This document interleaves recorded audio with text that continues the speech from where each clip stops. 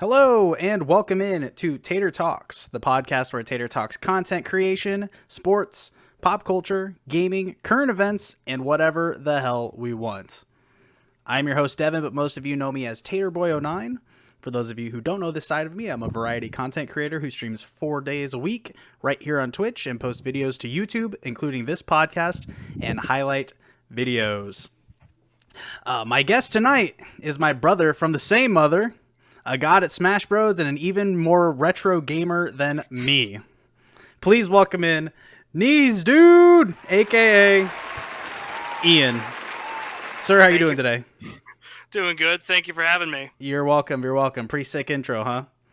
Yeah. Yeah, just thought of that up on the fly about 3 seconds ago, so that's right. That's how we do it here. And I almost didn't screw up the intro, so hey, we're making progress. Almost 10 episodes in, and we're making progress. That's right. Very professional. Very professional. Yeah, thank you. Yeah, appreciate that. It's in my Twitter bio and all my Instagram bio and stuff like that. Podcast host. It's official. Anyways, welcome in. Oh, you're breathing in your mic a little bit there. Be careful. Oh, my bad. It's all good. Once it happened the first time, I was like, we'll just let it roll. But then the second time, I was like, whoops. It's all good. Anyways, how'd you doing all right? How'd those wings treat you? Did you finish them off? I have not finished them off yet. I am tired. They messed me up pretty good, man. Yeah, we went to this, well, for anyone who doesn't know, it's actually Ian's birthday today, so can we get some claps in chat for that? Happy birthday. I would sing you happy birthday. Unfortunately, I don't want to get DMCA'd, so. It's a copywritten song after all. It certainly is. So yeah, some Feels Birthday Man in the chats if you're here on Twitch. But yeah, we went to this restaurant. It's called, some of you probably heard of it. It's the Buffalo Wings and Rings. What else do they have there? Wings and rings and just disgusting food for you. But hey, it was delicious. And the good thing that I like about there, as opposed to other places, is that you can pick how much sauce they put on yours, like on your wings and stuff. Oh, yeah. So yeah, you basically pick what kind of sauce you want, then how potent you want it to be. So I went with the medium, but Ian went with the hot there, and he was feeling it. Yeah, I like a good challenge every now and then. A good challenge. You said some funny things about that.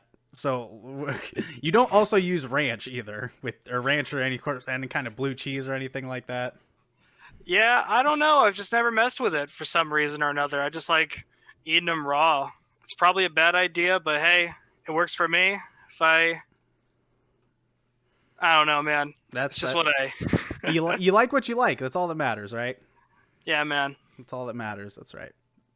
Anyways, just want to remind everybody that first of all, welcome in. Appreciate everybody in the chat chilling. JB Huskers, welcome in. Good to see you. Fab Central. I don't know why I was hesitant to say that. I say that all the time. UFO, what's up?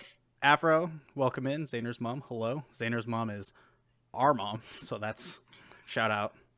Yeah. Extreme shout out. She's probably watching from upstairs, huh? Yeah. Hi, Mom. Hello. Hi, Mom. Anyways. So yeah, we have a good show tonight. We're going to talk about a lot of different topics. Some of the few things that we're going to talk about are single player games. So we've talked a lot about on this podcast, about online games. And actually JB Huskers is a guest later this month, who's also really big into retro gaming. So, that's kind of what the theme is for this month for guests on the podcast is retro gaming, and what that means to you and kind of your experiences with it. So we're going to spend a lot of time doing that. But then we're also going to talk about some of the fighting game community. There's a lot of things that came out, just for gaming in general. Really, a lot of things came out last week that kind of shook up the gaming scene yet again. I mean, it feels like we're just kind of in this constant rotation of what the hell is 2020 going to give us next, right? Yeah. It's like, first and foremost, last week, the gaming community lost an icon to most, actually. It's kind of the person, his name was Wreckful. He was he did a lot of different things, apparently. At one point, he was a League of Legends coach. He was part of the WoW national team that won a national title or world's title, whatever it may be called. He did a lot of different things, but the thing that stood out to me most that I found out was after the fact, unfortunately. But also it was the impact that he had on the people that influenced me as a streamer or as a content creator, whatever it may be. So sadness intensifies for that. Bible thumps in chat, everything. But then on the same day, a lot of crazy things came out within the fighting game community, which is, and correct me if I'm wrong, Ian, it's people part of the Smash community. Was it people that were completely a part of Evo as well? Yeah, it was a bunch. It was mostly on the Smash community side. The Smash community and the FGC are kind of similar, but they're kind of like distant cousins. Like they will come together for big events like Evo or CEO. Sure. But other than that, there's kind of like this resentment towards each other, but they are basically the same, yeah. Gotcha. Saying, just for everybody who doesn't know, Evo is the big fighting tournament. It's basically like the worlds for, fighting tournaments, whatever it may be. Yeah, it's huge. It's the international tournament for everybody to come together, and if you win that, you're considered god tier. Now, the only fighter that I'm really familiar with is Mango, and I don't really know much beyond that. So we'll have to fill in a lot of the blanks here. But did Mango ever win it at Evo? He won twice in a row. Once in 2013 and then the next year in 2014. So yeah, 2 titles to his name. Pretty, like, not many people have won back-to-back for any game at all, but, he did it, and it was a big accomplishment for him. Everyone loves Mango. I'm a Mango fan. I'm a little biased. C9 Mango, that is, by the way. If anybody doesn't know, I love Cloud9, so. Yeah. So, it's just, goes to the next phase of, sure, that I like Mango too. Fuck it, why not? He's got the Cloud9 name, so might as well. Would you say that he kind of so he hasn't really won anything since, and that's kind of the part of the meme, right? Yeah, he in 2015 kind of like started underperforming, I should say. Like he started losing more often because like his 2014 year was really good. Like won basically everything he attended, and then 2015 lost a bunch, got nicknamed a Buster, which means like you're beloved, but like you just get bodied by everyone. Sure. But recently he's been pretty consistent, getting like second, third. He won Big House last year, which is another big Smash tournament. So he's getting back up there. That's good. Would you say that specifically back when he was big, like you were talking 2013, 2014, do you think that one of the reasons why he maybe started not performing so well is because other people were getting better, or was he just falling off? Because it seems to me like he might have set a standard that people were trying to reach, and then they reached it, and then not only reached it, but then surpassed it.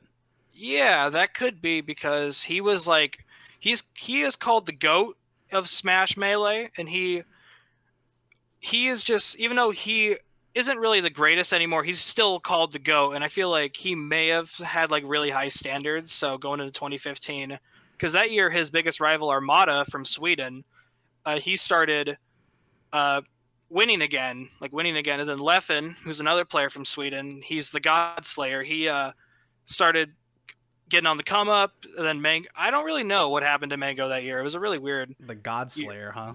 Yeah. What a name. But the only reason I bring that up is because it was kind of the same thing that I don't really want to bring this back to Fortnite or anything like that, but how we kind of saw that trajectory with Ninja too. How he was at the top, one of the best Fortnite players, and then people started catching up to him, and now doesn't even play the game. So. Oh, really? I didn't know that. Yeah, he's mainly been playing. I mean, well, he hasn't been streaming for a few weeks because that was one of the crazy things that happened to streaming a few weeks ago. But, yeah, Mixer. Yeah, the whole Mixer thing, which was a few weeks ago. And yeah, he's still unsigned. He's not going anywhere or anything like that. So, I mean, he's still out there as a free agent. But I think before he quit, he was playing a lot of He was playing a lot of Valorant, actually, I think is what he was playing most of. Oh, really? So it's kind of the opposite of technical gameplay. You go from Fortnite to Valorant. Yeah, more strategy based, I would say. Yeah, more strategy based, and yeah, the game is just totally different. It's one of those games that it's not necessarily about positioning because you can just or it is about positioning, excuse me, as opposed to whatever. for example, like in Fortnite, it doesn't matter where you're positioned because you could just build, a 4-story house with Wi-Fi. Uh, oh man, that's why I stopped playing, man. These kids are too good at 90s and building. Yeah, they crank 90s too fast. We can't even keep up. I feel like I'm getting so old that I can't like. I'm not even that old, but I can't. My reflexes are clearly going away, and it's not good. I'm not very Dude, happy about it. yeah, I feel old sometimes playing these games. Like recently, I've been playing Halo, and like these new generation of Halo kids. I swear, dude, they are just getting too good. Like, I played Halo Reach on the Xbox 360 back in the day, and I was fairly alright. But these kids, man, they're like they're like headshotting me before I can even like move, and I'm like, I feel old. Hey, you just see the field better. It is what it is. Just be like that. Do be like that. But anyways, so we're bringing it back to fighting games, which even in fighting games you really have to work on your reflexes and try and it is really kind of an art. I didn't realize it till quite recently how much of an art it really is.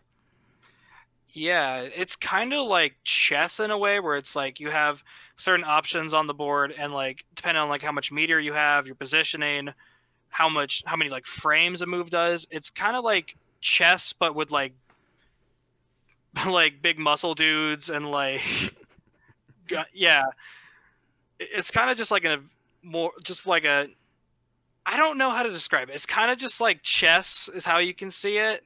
I don't really know how to go with that. Yeah, and it's tough to explain as like without actually showing how it is, because it is really it is like a chess game, especially at that top tier level that people like Mango are at. It really is that kind of chess game where you can't do something until somebody else does something, but if you start the animation of what you want to do, and then they counter it in a way, it's all this. Basically, think of a chessboard. Yeah, right. And you have to not only you have to anticipate people's moves, but then go back and forth, and maybe you have to give up some damage to get a Yeah, some trades. Heavy stuff like that. See, there's technical terms I'm not even aware of. That's awesome. Yeah, you have no idea, man. I can only imagine. I've heard people talk about fighting games in text before, like in a group chat or something like that. It's the most confusing shit I've ever heard in my life, because you're talking about quarter circles, and then you have to do this before you do that, and quarter circle into a full circle, and I miss the days where you could just button mash and beat your buddies, Oh yeah. long time ago. I think that's how most people start, is just button mashing. They're like, wait a minute, I can actually do things. It's probably all coming down from that first projectile you threw in Mortal Kombat, right? Yeah. The first time you either did the get over here from Scorpion, or you froze somebody in ice with a Sub-Zero. Those are probably one of your two first moves that you learned, and then you're like, ooh, what else can I do? What can I do from here? Yeah, like you throw your first fireball and you're like, whoa, what is that? Like, what does that do? Like I can do stuff like that? Oh, and then what if I do this with that, and then I combo it together, and it's like, whoa, mind blown. Next thing you know, you're a pro at it. Yeah, next thing you're Justin Wong and you won your 9th Evo title. Who's that? Oh, Justin Wong? He's considered like the best, like one of the best American fighting game players of all time. Like when it comes to like Japan, there's like the 5 gods of like Street Fighter. But then there's like Justin Wong, who plays like every fighting game you've ever imagined. Like he's multiple time world champion in each. Like he's really good at Street Fighter, Marvel vs. Capcom. He played KI for a while. He's good at like King of Fighters. He recently was playing like Samurai Showdown. He's just like, he's kind of like the measuring stick where it's like if he plays it, it's important. And if he doesn't play it, it's like who cares?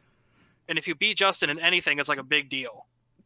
So what did he play Evo the last time he won? Last time he won was in 2014. He played Ultimate Marvel vs. Capcom 3. Insanely broken game. I love it. It's the game that got me into fighters for real. Yeah. Besides playing like Mortal Kombat 3 or something. Right. I was gonna say Mortal Kombat, and I talked about this on an earlier episode. Was Mortal Kombat 3 was trilogy, I should say, was the first game that got me anywhere into near fighting games, because it was one of the first games I ever played. So it's just one of those where you start kind of things, right? Yeah, yeah. Mortal Kombat's pretty beginner friendly, but it also has a lot of depth to it. It's not at all like my favorite by any means, but I respect it and I like it enough. I like Yeah, it enough. yeah. I think also when they started adding like 3 different fighting styles in Mortal Kombat for one character is probably when at Oh least no. at least that's when I started moving away from it. But I mean, I just like to play fighting games to have fun, Oh even man, those. if I do play them. Oh yeah, the PS2 era of Mortal Kombat. Those games are trash. Like Yeah, those games are bad. I always like the Nintendo 64 one. What was that one with? There was that Sub-Zero game that was just his on Nintendo Oh. 64. Oh no, Mythologies. It was like a platformer beat 'em up hybrid. Yeah, And oh dude, that game is something else, man. it was It's good when it not. first came out. Yeah, I could imagine, but like now it's just really dated, and it's like they tried to take a fighting game, but put it in like a side scroller platformer, and it does not work. Yeah. Yeah, I don't know. It made sense for the time, I think, especially when there wasn't really much at that point. But that was speaking from playing it, and it also introduced the character Quan Chi, which Facts. is one of the better characters in the Mortal Kombat universe, at least in my opinion, I should say. Oh, oh yeah, Quan Chi's awesome. At least in my opinion. Uh, yeah. Yeah, Xander's mom pulling out the Killer Instinct button mashing queen. Oh my. She did throw out some pretty hardcore Maya back in the day, so that's true. She still thinks her Maya is hot shit. Called the fuck out right here. Called out. I want her to play me in Killer Instinct, the most recent one. Dude, my like Fulgore is, I wouldn't say he's sick, but like he's good enough to like make scrubs cry, I would say. That's a bold statement. You got to back that up. I live in this perpetual state of good enough to beat my friends, but not good enough to play in tournament. Like when the first like fighting game tournament I played in was at NebraskaCon, and I was playing Street Fighter V, and I played against someone who I think flew in from Japan. He was just like happened to be in Nebraska at the time, Geez. and then he bodied me, dude. It wasn't even close. Mm-hmm. And NebraskaCon is the convention, like the Comic-Con, but for Nebraska. So Yeah, that's smaller scale though. Yeah, definitely smaller scale, but still fun from what I've heard. Yeah, I like going. But yeah, this kid, like, didn't you play in a Smash tournament at one point? Melee tournament? Yeah, I've played in a few Melee tournaments at NebraskaCon. Usually getting bodied, but usually taking like a game off like the people who run the tournament and are just kind of like, oh, I'm just playing because it's gonna be fun. Yeah. Yeah, taking a game off people ain't too bad, At least one. That's not too bad. Yeah, as long as I don't go 0-2, it's fine. Right. That's all that matters. Take some dubs, not meaningful ones, but at least something. At least something. That's right. Huskers in the chat does say that he's playing the opposite of retro and playing The Last of Us 2, so very nice. I hope you're having fun with that. I hear that got a lot of interesting reviews, I should say. So far from what I've heard is it's very controversial. Like people either love it or they hate it. I haven't played it, so I can't say anything, but that whole mess when it got leaked, man, that was a whole thing and a half. And also I see a bunch of the voice actors on Twitter just being attacked right now because of things that their character did. Like not even things that they did in the game or anything like that. Yeah, quick PSA. Don't harass voice actors or actors. Like the woman who played Rose in Star Wars Episode 8 got like death threats because her character wasn't so great. And I'm like, come on, she's living the dream. She's in a Star Wars movie, and you guys are harassing her for like a character that she didn't even write. Like, are you guys okay? Yeah, it's literally just taking a job and doing it. But yeah, I mean, how many of those people that were making fun of her were in a Star Wars movie? Zero. Probably none. Zero.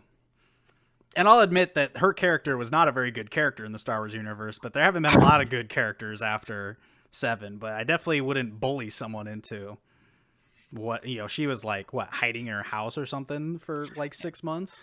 It's freaking ridiculous, man. It is ridiculous the amount of Twitter bullying and just everything that goes on, which kind of rolls into what we're kind of initially bringing out about the fighting game community. But I guess in a different sort of sense where where people were coming out were they like doing Twitter longs like a lot of other people were doing and stuff like that? Yeah, it was a whole lot of twit longers. It was like a twit longer like every 5 minutes. It felt like of someone who is like either a big name or someone who is like a caster or something doing like some just like sexual misconduct on like minors and stuff. And this all came out in like one day because it was just a domino. It was a domino effect where like one person came out, told their story, and then like other people were like, yeah, I also had uh, an incident with that, and it just was all at once, and it was all crazy, man. Mm-hmm. Yeah, it definitely snowballed, and I feel like that may have sprung from some of the things that came out from the Twitch community just 2 weeks ago too. Because it was the same situation. Like I'm not really a part of the fighting game community at Twitter, so I didn't see a whole lot. But I'm a big part, well, at least like following people and stuff like that in the Twitch streaming community, like this, smaller groups and stuff like that. And there's a bunch of people that came out too, said not necessarily of sexual misconduct of a minor, but just that they were basically being bullied into sexual harassment or sexual assault actually, from Twitch communities, Discord communities, like all this stuff. And for that fact, there's some actual moats on Twitch that are not even available anymore. One Oh, of them geez. being Bless RNG is no longer available. Yeah, I remember you telling me about that. Yeah. So it's kind of crazy that it stemmed from that. Or maybe not necessarily stemmed from that, but it's just kind of crazy how, there's one side of Twitter where people are just literally bullying somebody into, in this character that they just played or they just were a person a part of. And then the other side is extremely supportive of people's stories. Yeah, no, this website is just so. I love it and I also hate it because there is positive stuff. Like these people coming out is a good thing because it means we're weeding out these scumbags who we trusted, we loved, we looked up to, and it turns out they're not great people. Like, the saying goes, don't meet your heroes. Right. Yeah, exactly. Yeah, it kind of brings up to the point what we were just talking about too is that Huskers are saying it. I think a lot of the negative reviews of The Last of Us 2 specifically is from just for lack of a better word, homophobes, that there's a lesbian relationship, which is one of the things in real life that exists. it's a thing that exists. Why are we giving death threats to some of the main characters from a video game? They're just voicing the character. It's not, I don't know, whatever. Yeah, it's a job, man. It's ridiculous. People are ridiculous. Yeah. People are just terrible people when they are behind a username. Oh yeah, definitely. Fucking definitely. The brighter side, Paul, if you're still here, appreciate you with that 11-month sub there, buddy. Hope you're having a good day. And Colby, what's up? Welcome to the stream. Welcome in. Anyways, was there anybody in particular that you saw that was, being accused, that you like who would you say would probably be like the biggest person that was one of the people that were being accused? Zero. And what do they do? Tell me about them. Zero was a big name in Super Smash Bros. Brawl. He won tons of tournaments, but then in Smash 4 when that came out, he is undisputably the greatest Smash 4 player of all time. He had a 54 tournament win streak. Him losing a set at all throughout the entire game's lifespan was a big deal. Where it's oh, Zero lost? He didn't even lose a tournament. He would lose a set and people were oh my god, Zero lost something? At all? He won Evo. He actually won Evo without losing a single game, which is actually the first time, and I think the only time that's ever been done in the nearly 20-year history of the event, 24 years of the event, which is crazy. That's pretty nuts. So if you were to compare that to, I don't know, let's compare it to something like sports related, right? Because that's what everybody compares everything to. That'd be like never losing an NFL game throughout the entire season, basically, and like Yeah, it's something pretty that's never been done before. yeah, pretty much. Like his 2015 was just like this whirlwind of him just beating everyone. And like when Ultimate came out, he like but near the end of Smash 4 he retired, but then when Ultimate came out, he came back for a little bit, but didn't really play much. And this is like the first I had heard of him in a while because like besides his YouTube, he wasn't really doing anything. And it was a big shock to me because I kind of looked up to him as a player, thought he was like this godlike player, like this mythical being, I but the thing is you got to realize that he's a human being and human beings mess up.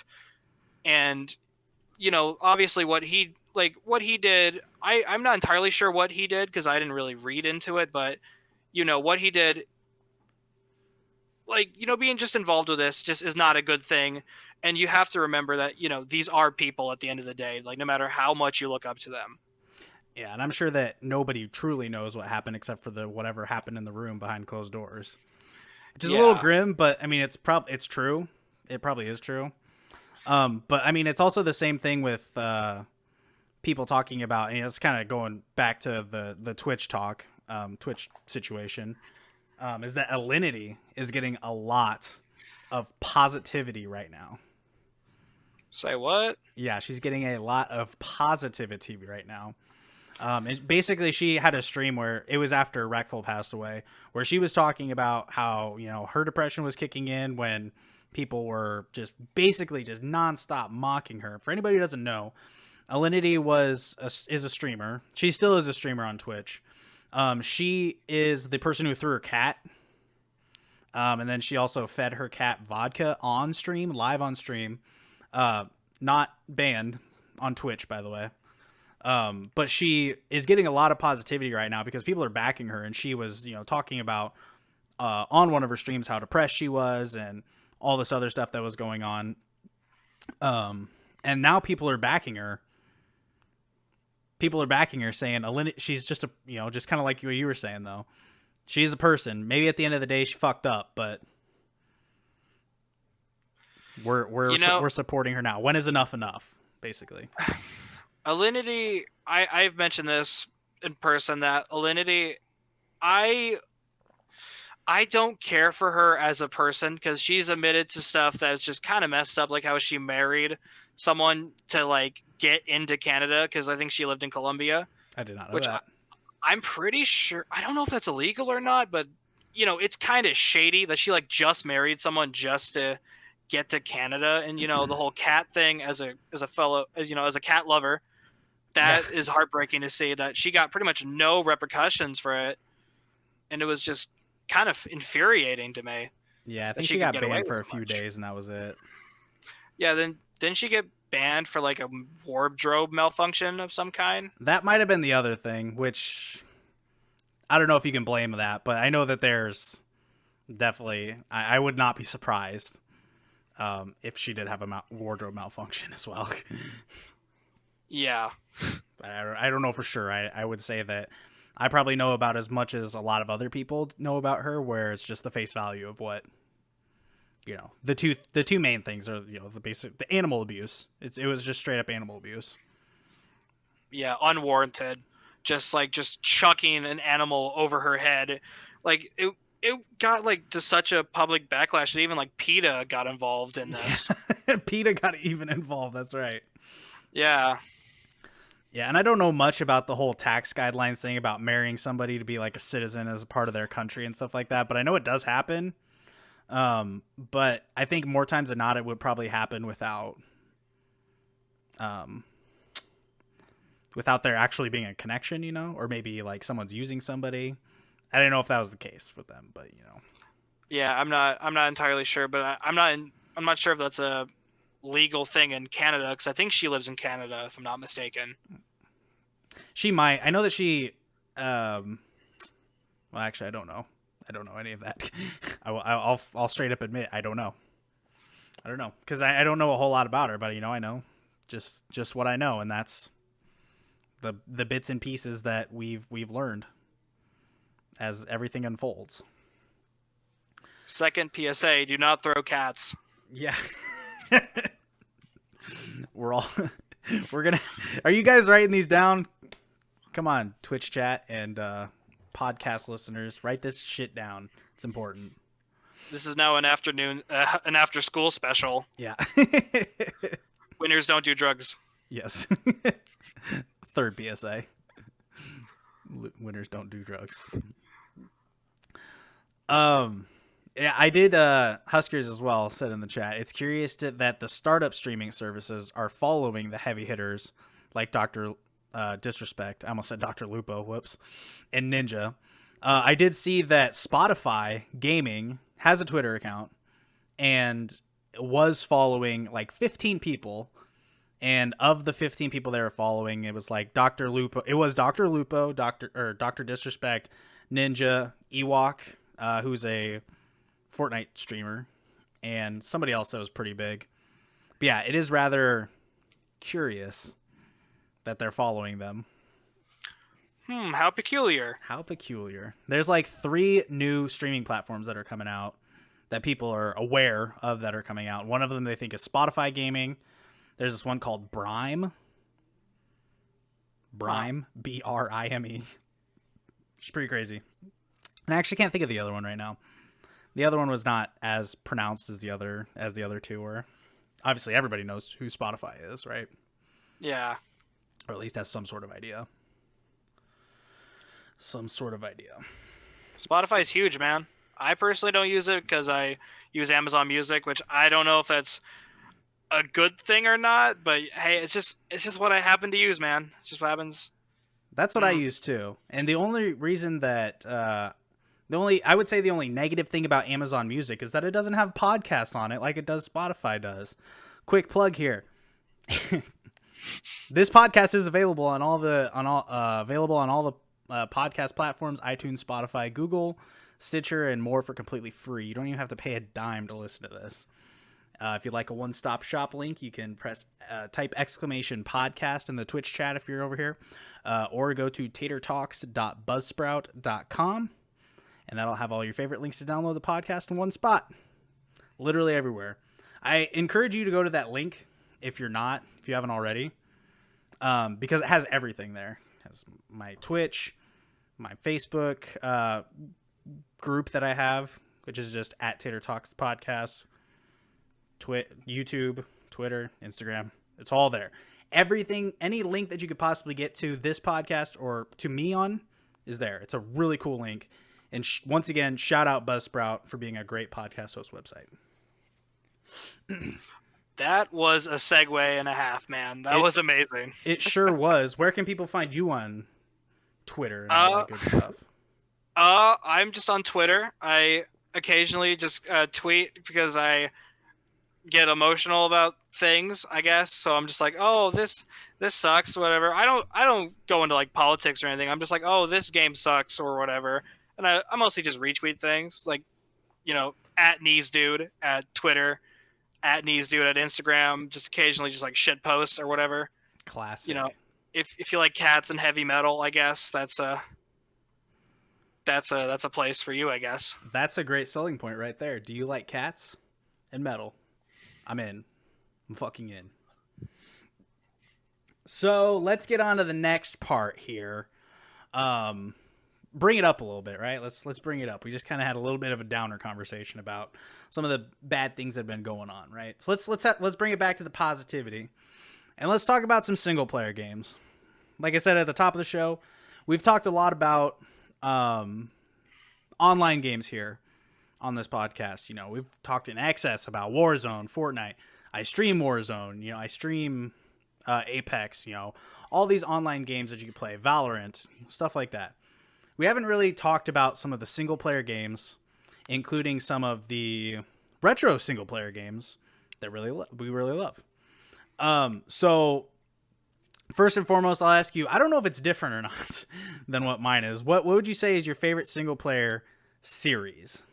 Favorite single player series? That's hard, man. The answer I always go with is probably Legend of Zelda. Like, I'm a big Nintendo guy, and playing Ocarina of Time for the first time, like, it's not my favorite anymore, but it's a game I respect heavy, and it led me to games like Majora's Mask. It led me to Breath of the Wild, which is amazing. And I have tons of memories with this series, and I think they're for the most part solid games. And I don't know, it's always stuck with me. Yeah, and I forgot that how much you of a Nintendo fan you were. For some reason, I forgot about that. But yeah, I mean, those are the games that kind of shaped the gaming industry, right? Absolutely, man.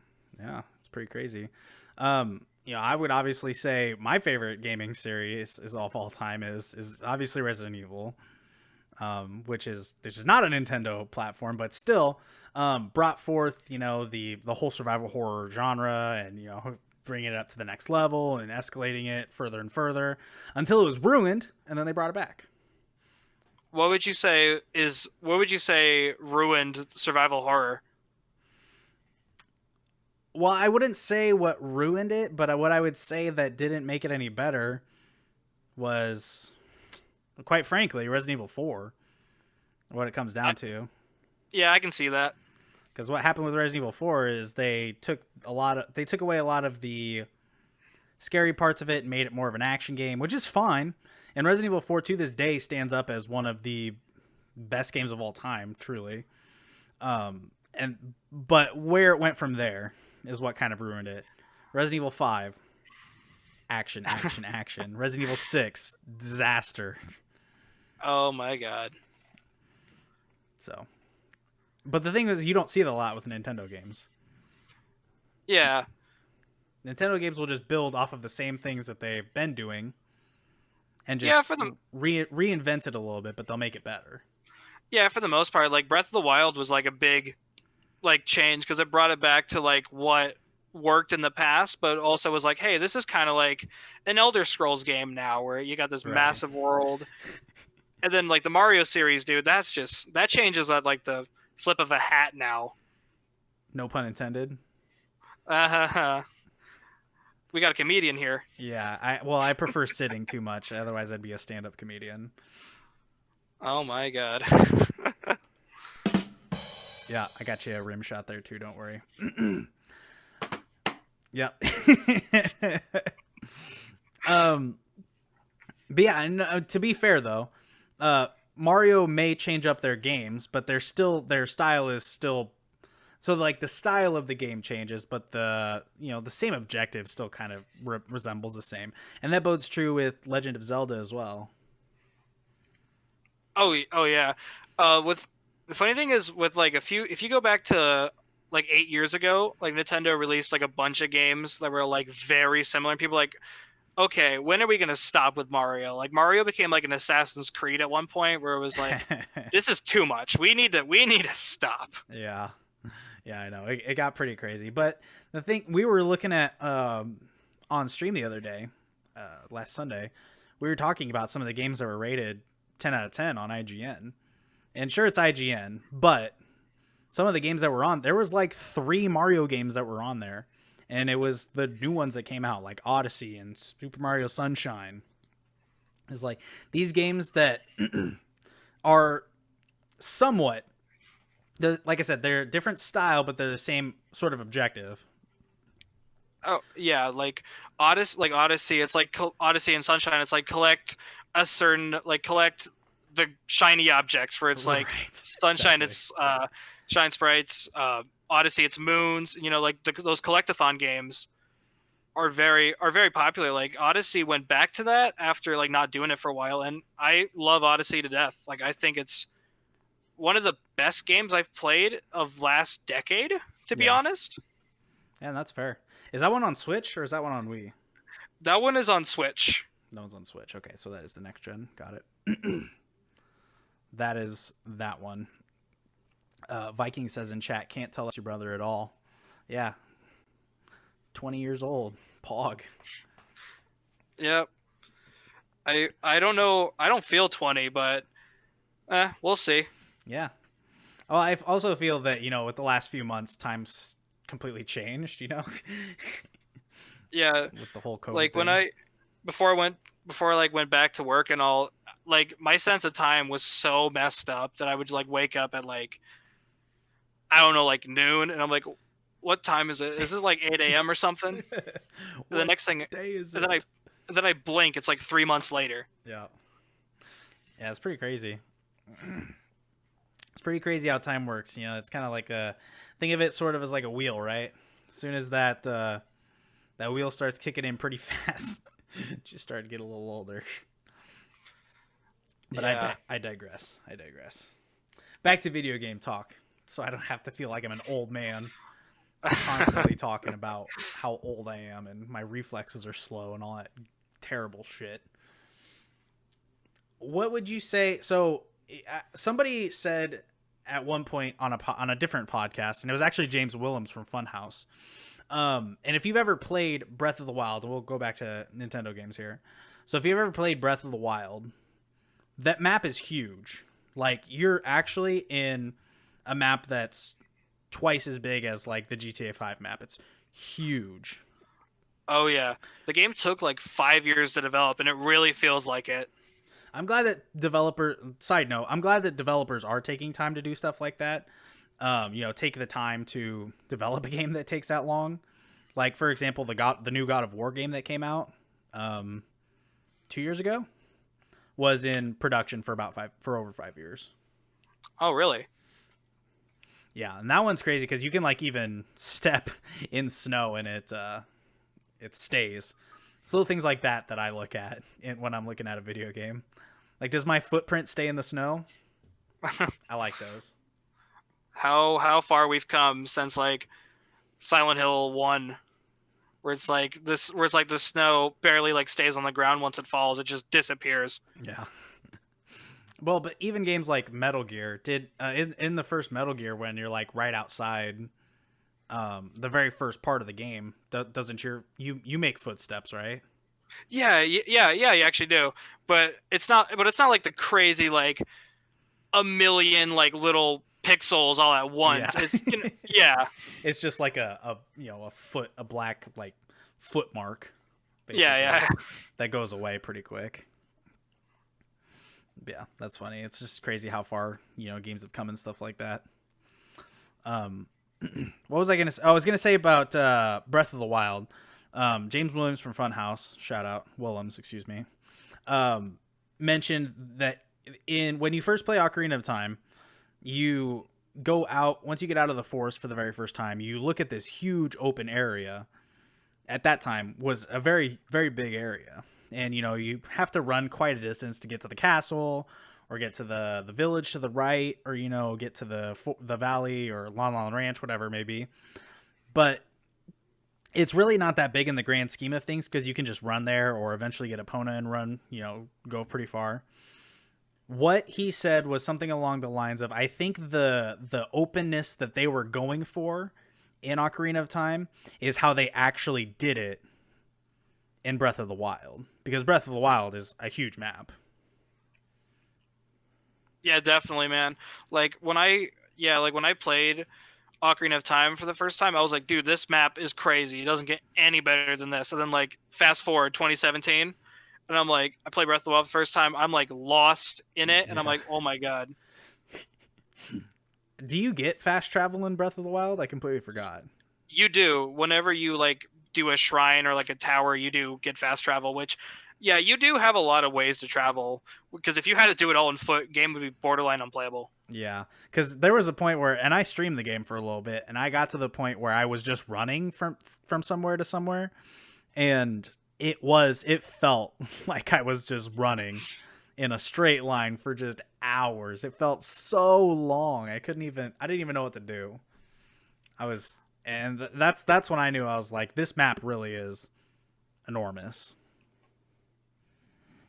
And the thing about the map is like it's not anything crazy for like a Western RPG like Skyrim or like any of the other Elder Scrolls games, but for Zelda, it is such a revolutionary map where it's like this has never been done before, and like the next sequel, I'm pretty sure is going to use the same map, because like they could probably just use this map for the next 10 years and no one will complain. I'm sure there'd be somebody that would complain. Maybe. I'm sure somebody would complain. Yeah. It would just be like recycling the same kind of content, I guess. I don't know. Would you want to go and do another 120 shrines again in the exact same spots? That's the thing that worried me when they announced that, like, oh, it's going to be around the same length and it's going to have the same amount of content as Breath of the Wild. I was like, dude, I don't think I have it in me to play like 3 games where it's like do 120 shrines, check, like lift up every rock to find every Korok seed. Like Yeah. I can't, man. Yeah. Hey, no lack of content though. I mean, they were on top of it.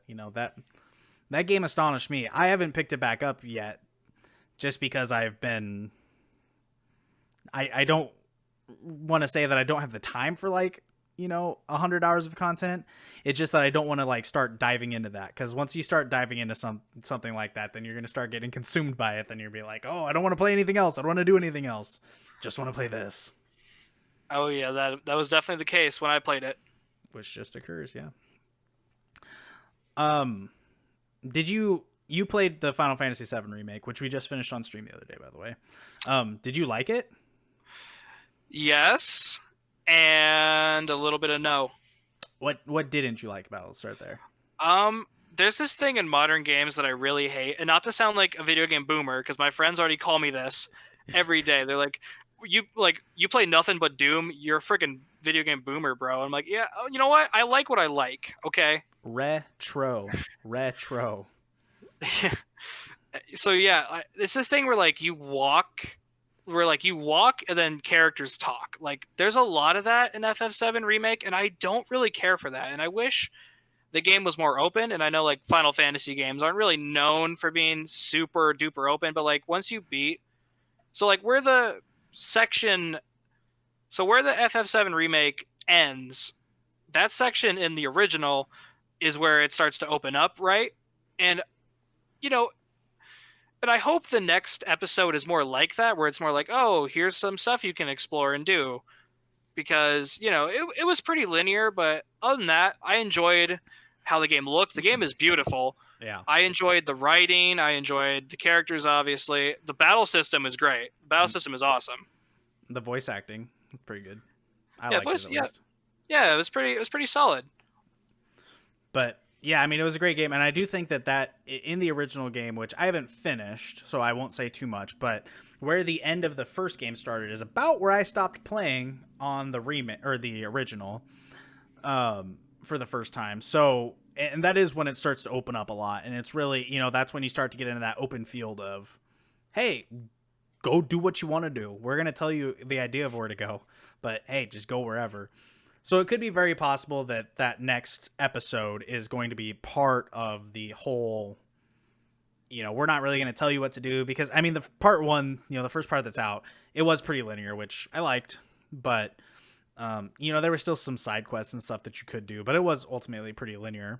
I didn't find, the one thing that I would say that I didn't necessarily care about is there weren't a lot of places to grind. Unless you were just going to, kill the same monster over and over again. Yeah, but I also don't really feel like I feel like you didn't really need to grind in it, though, because that's a problem with most JRPGs is there's a certain cap where it's you need to grind to even progress. And if they can somehow keep it where they keep grinding down to a minimum, I would be totally fine with that. I'd agree. I didn't start playing New Game Plus, but New Game Plus is apparently when you can start grinding a lot more, because you get triple times the AP and double times the XP or something. Oh, really? It's a lot. It's a lot different. Or a lot, the mass amount that you would get is a lot different, I should say. So, but yeah, I liked it. I liked it a lot. We just, it was one of those games where, I was playing it, and this is kind of where we were talking about the 10 for 10 games for IGN that we were, kind of talking about earlier. And the original Final Fantasy VII game is on the IGN of, perfect score games. But I don't know if the Final Fantasy VII remake would be, but I would put it up there as one of the more perfect games that I've ever played.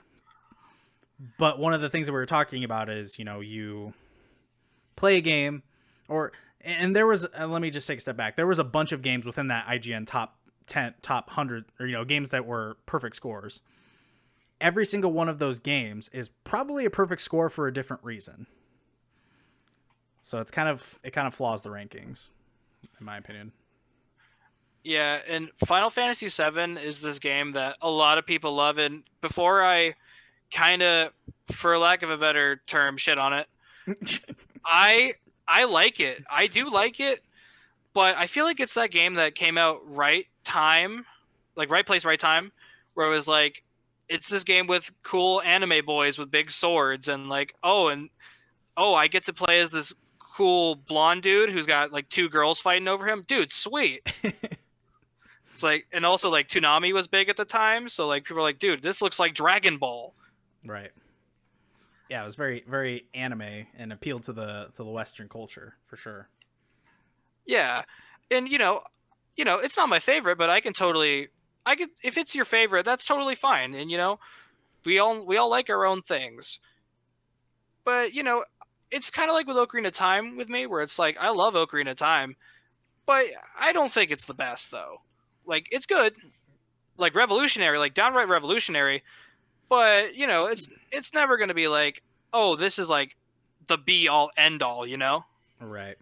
And that's kind of what I meant by games being rated a perfect 10 or a perfect 100 out of 100, whatever it is on IGN. It might be 100, I don't know. Like I said, every single one of those are going to be rated perfect for a different reason because of the different kind of games they are. So it's tough to find a game that's objectively the best game ever made. Yeah, I don't think there is such thing as the best game ever made, and I don't think there's such thing as a perfect game either. Yeah, I don't think so either. There's always going to be some kind of flaw about it. Yeah, because you can nitpick things. You can be like, oh, that pixel right there. Oh, that's a blank pixel. Ooh, Yeah. 0 out of 10 game. Yeah, you could literally get that petty about it if you wanted to. You're 100% right. Yeah. Tetris, best game ever, huh? That's Okay, you know what? There might be a best game ever made, and it's like Tetris and Tony Hawk 2. Well, I liked Pac-Man better, so you know what? Okay, you know what? That's like mega boomer at this point. Yeah, that's a pretty big boomer. I'll admit. I'll admit. Like these, like in 10 years, these kids won't know anything about the 70s arcades. They'll just think you're speaking like some ancient text or some shit. Yeah. Everybody says that Tony Hawk Pro Skater 2 was the best one, but I have heard that people liked 3, but I personally liked 1 the best, but that was the one that I played the most. Even though I said 2, even though I made the joke that 2 is the best, 3 is, in my opinion, the actual best, because it was like they had reverts, and they also like, it was the first one to really be like, because like the PlayStation 1 versions of 1 and 2 would later get N64 Dreamcast versions based on the PS1 version, but this was like, okay, all versions released the same day, and also it helps that, I don't know, I like playing Tony Hawk with the GameCube controller. I don't know, sue me. But and I just think it's the best designed one, personally. Yeah. And I'm excited for the remake that's coming out, which God knows when it's actually going to be coming out, but the remake's going to be awesome. I hope so, because because Tony Hawk HD came out in like the early 2010s, and it was absolute trash. Like physics were wrong, and it felt like you were skating with like two tires almost. It felt broken. It felt incomplete. So I just hope it's good. And also, Skate 4 is also coming out. So I've never been the biggest fan of Skate, but tons of people like it. It's its own thing, and I respect it. And I think it's cool. Yeah, for sure. And I always say this: you can, and ratings don't matter, right? I've always said this anytime that I've ever been streaming ever. It's always, somebody can give you a terrible rating, can give a game a terrible rating or whatever. You still have your opinions. If you're having fun playing a game, keep playing the game. Don't listen to what somebody else has to say, or if someone trashes on it, something like that. Just have fun while you're playing games. That's all that matters. Absolutely, can't agree more. Yeah, it doesn't matter who says what about it. You want a hot take? Give me a hot take. Gaming journalists are a bunch of silly people that don't understand video games. I think that's a bit of a hot take, but I think that's pretty well known. I think that even I read recently that a lot of gaming analysts sometimes get paid under the covers to write something good or bad about a game. Oh, Capcom sent us a review code of Resident Evil 3 Remake. I love it. It's That's what it perfect. is. Yep, the review codes. Yep, that's what it is. Yeah, even like even reviewers I like some call me Johnny, like sometimes they get review codes, but it's one guy. Mm-hmm. Like I trust the opinion of one guy over a conglomerate that like a bunch of different writers write different reviews where it's like this review might not be consistent with this review. But like when you watch like a Some Call Me Johnny, it's like, okay, I know what he's into. I know this guy. Like you don't actually know him, but you Right, know his taste and whatnot. right.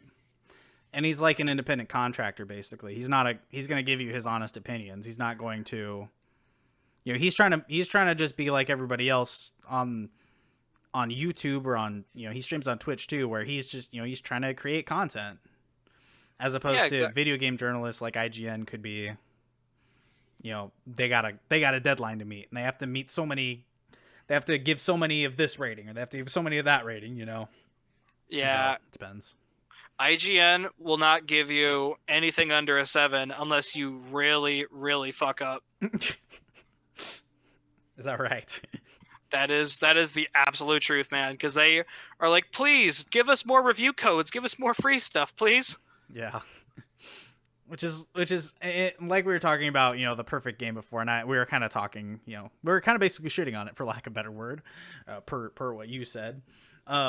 And I think that IGN's kind of like the Rotten Tomatoes of gaming reviews and stuff like. I mean, they're just like, who gives a shit? You're not like, why are you? I don't know. I don't. I hate the Rotten. People are like, this scored 100% on Rotten Tomatoes. Like, what does that mean? What does that really mean? Dude, like I remember when Iron Fist, the Netflix show, came out, it like somehow got a 0%. And I'm like, okay, it can't be that bad. If Jack and Jill, the Adam Sandler movie, has a higher review score, like that's no. It's like no. It's like that and Norbit with Eddie Murphy. Oh yeah. Same kind of situation where it got a really really really bad rating, like one of the worst ratings ever. It's just like I don't know. I've always hated the Rotten Tomatoes and stuff like that. But it's a personal thing. Have you ever seen the video of the dude from Polygon playing Doom 2016? I haven't. It's like, to describe it, watching it's like giving the controller or the keyboard to your 5-year-old brother, trying to watch him play a shooter. Like they barely move like the like the gun, and they just I can't describe it. Like words can't do it justice. It is a travesty, but it's also beautiful. And he gives it like a bad rating or what? I don't think he gave it a bad rating. No, it was more just like a gameplay thing. It was more just like, oh, here's like 20 minutes of gameplay. Oh, okay. And it's just like barely any movement or barely anything at all. And yeah, and it's like the worst gameplay you've ever seen in your life. Nice. Nice. That's awesome. Well, actually, it's not awesome, but Well, it's awesome in a like this is hilarious way. right, right. That makes sense. Makes sense. Well, we're hitting about an hour here. Keep it around there. So any final thoughts? Anything that you want to say?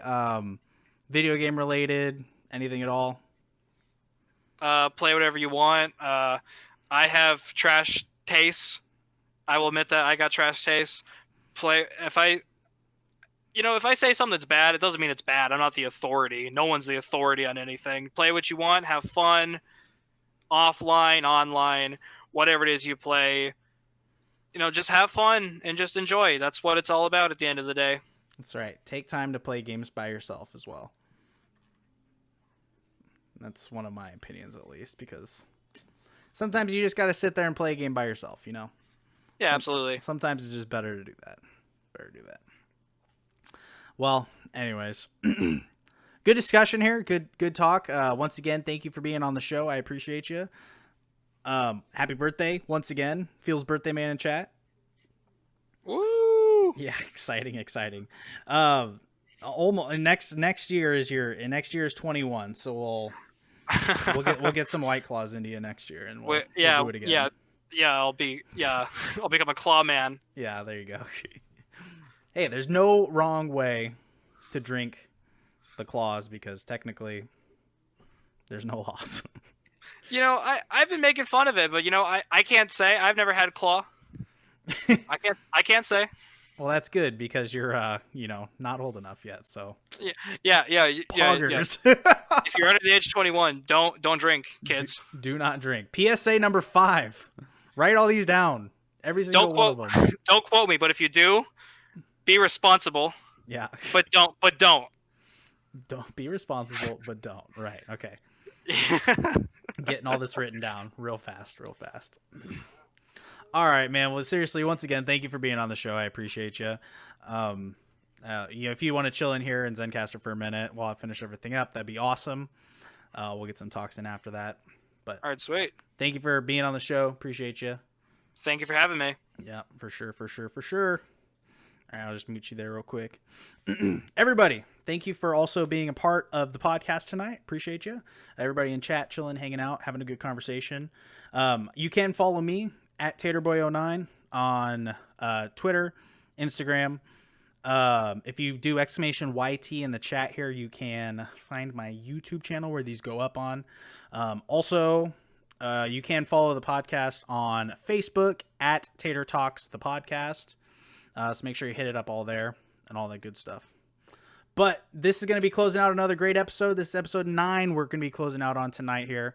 This is TaterBoy09 signing off, reminding you that a minute spent in this chat is a wasted minute. So let's make it a damn good time. And I hope you had a damn good time today. Thank you.